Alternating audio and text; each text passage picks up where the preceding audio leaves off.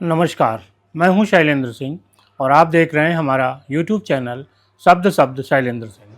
आज बात करेंगे महिला आरक्षण बिल की। 2023 में भारतीय जनता पार्टी की जो मोदी सरकार है उसने 128वें संविधान संशोधन के जरिए संसद में महिला आरक्षण बिल पारित किया था और इसका नाम रखा था नारी शक्ति बंधन अधिनियम। इस बिल के बाद ये कहा गया कि अब महिलाओं को सांसद यानी लोकसभा और विधानसभा के चुनाव में 33% आरक्षण मिलेगा।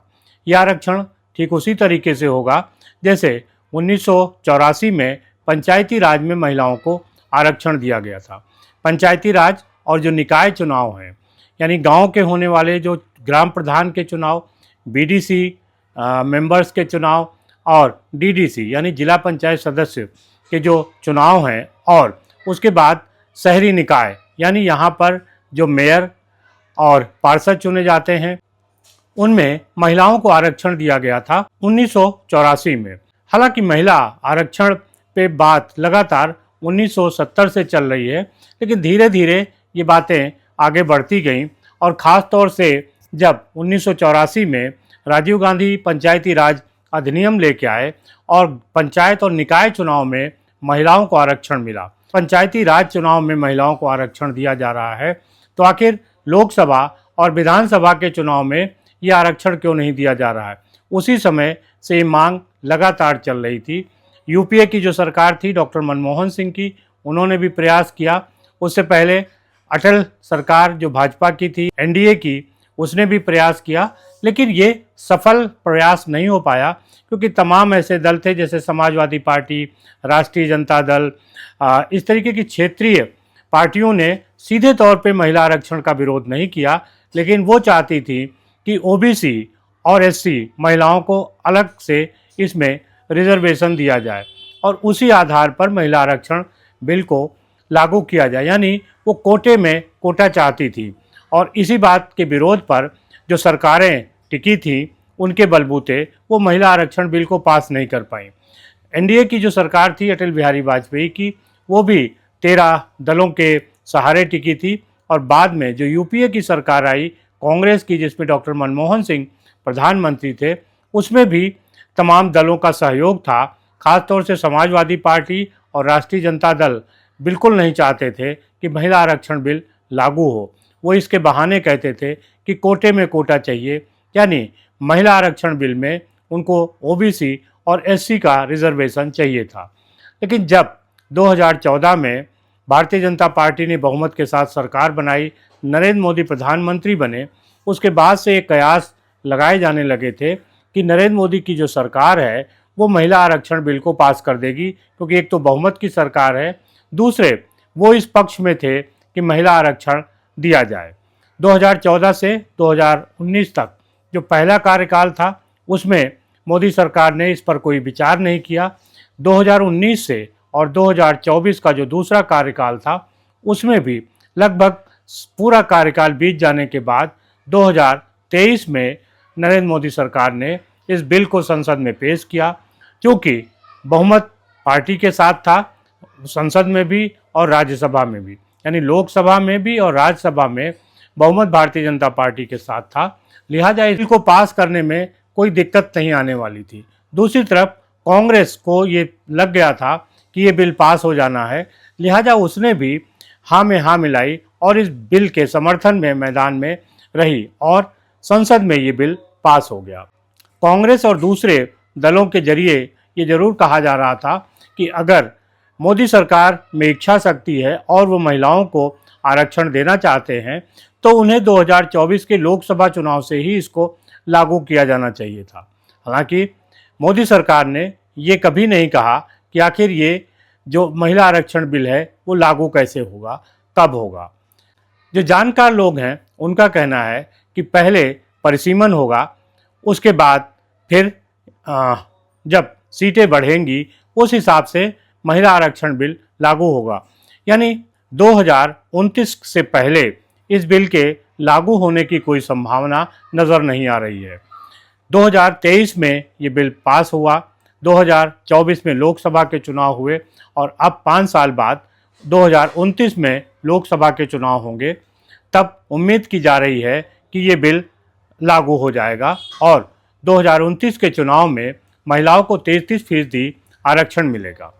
इस दौरान ये जरूर कयास लगाए जा रहे थे और पार्टियों का भी कहना था कि जो उनके संगठन के चुनाव होंगे उनमें महिलाओं की संख्या को बढ़ाया जाएगा। सीधे तौर पर पार्टी संगठन ये बात कहने बचते रहे कि महिलाओं को 33% आरक्षण संगठन में दिया जाएगा।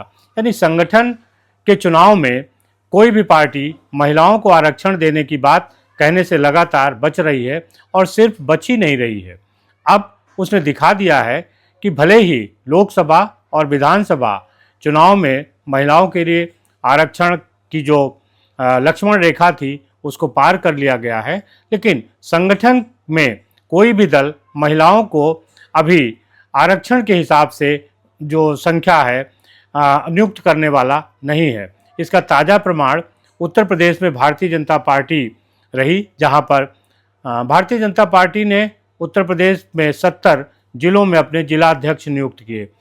अभी 28 जिले बाकी हैं। यानी उत्तर प्रदेश को भारतीय जनता पार्टी ने अपने संगठन की दृष्टि से 98 जिलों में बांटा है। इसमें जिले हैं और महानगर है। इन 98 में से 70 जिलों में भारतीय जनता पार्टी ने अपने जिलाध्यक्ष और महानगर अध्यक्ष घोषित कर दिए हैं। अब आप सोचिए कि इनमें से कितनी महिलाएं होंगी। 70 में से सिर्फ 5 महिलाएं भारतीय जनता पार्टी ने संगठन में जिलाध्यक्ष और महानगर अध्यक्ष के तौर पर रखी हैं।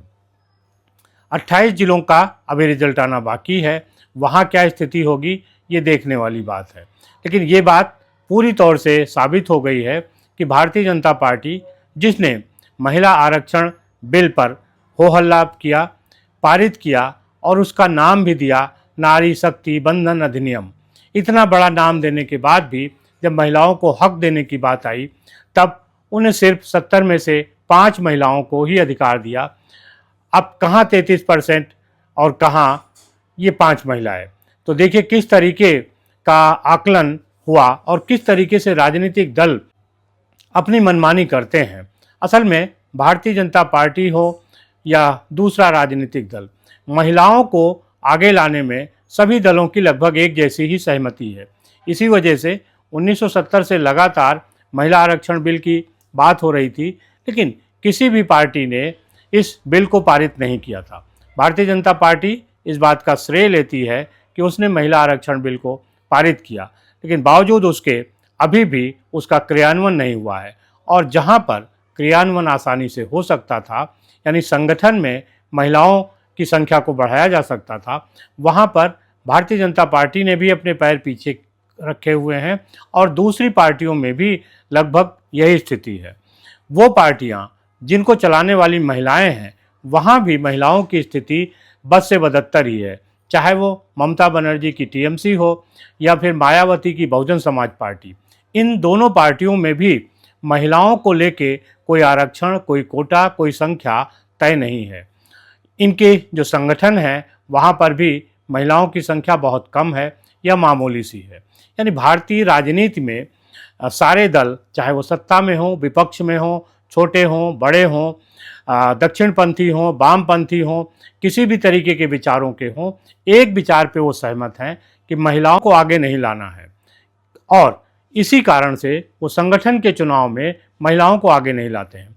जब संगठन के चुनाव में महिलाएं आगे आएंगी तो धीरे धीरे वो राजनीति में भी आगे बढ़ेंगी और जब उनको जिला पंचायत का चुनाव लड़ना होगा, ब्लॉक प्रमुखी का चुनाव लड़ना होगा, ग्राम प्रधानी का चुनाव लड़ना होगा, सांसद और विधायक का चुनाव लड़ना होगा, तब वो आसानी के साथ अपने चुनाव को जीत सकती हैं और लड़ सकती हैं।